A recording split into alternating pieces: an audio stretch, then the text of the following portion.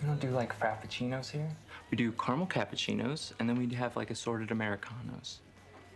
You do know what an Americano is, don't you? Yeah, I know. Good, good.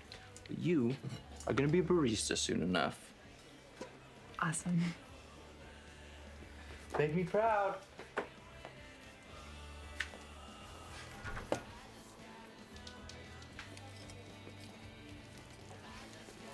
Are you Emily Fields?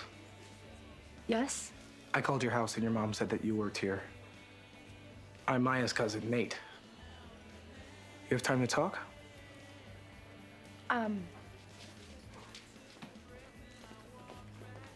sorry, it's my first day here, so can I call you later?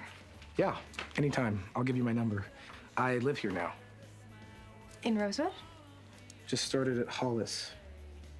Maya never mentioned she had a cousin coming to Hollis. Well, I applied, but I hadn't gotten in yet when she was...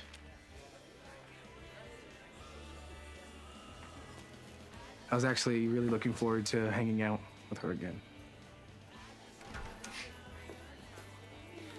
Emily, go time. Talk to you soon. Green tea latte drinkers.